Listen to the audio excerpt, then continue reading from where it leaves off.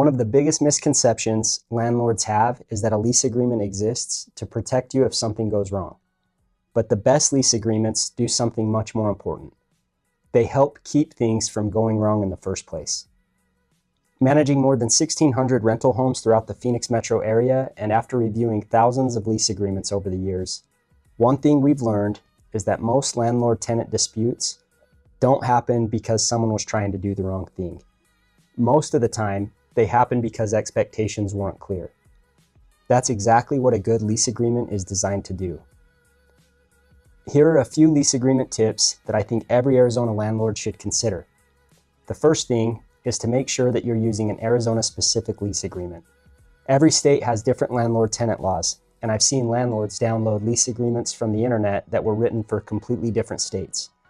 Even if you've been using the same lease agreement for several years, it's worth reviewing it periodically just to make sure that it's still current and reflects any changes in Arizona law. The second is to define maintenance responsibilities. This is probably one of the biggest areas where misunderstandings happen. For example, who's responsible for changing the air filters, replacing light bulbs, smoke detector batteries? Who's responsible for landscape maintenance, maintaining the pool, paying for utilities, pest control? How should the tenant report maintenance issues? What's considered an emergency?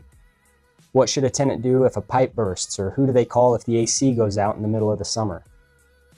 If you allow pets, don't stop by simply saying pets are allowed. Your lease should clearly explain how many pets are approved, whether there are any breed or size restrictions, whether pet rent or pet fees apply, and that the tenants are responsible for any damage caused by their pets.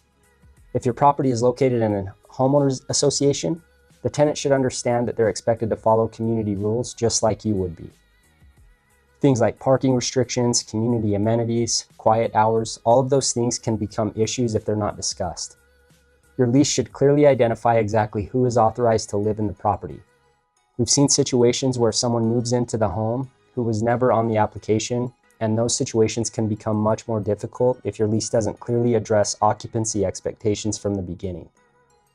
When expectations are clear, tenants know what's expected of them, and landlords know what they've agreed to provide.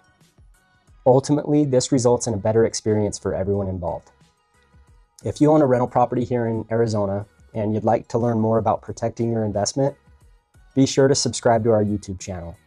Each week we share practical tips that help Arizona landlords avoid costly mistakes and get the most out of their rental property.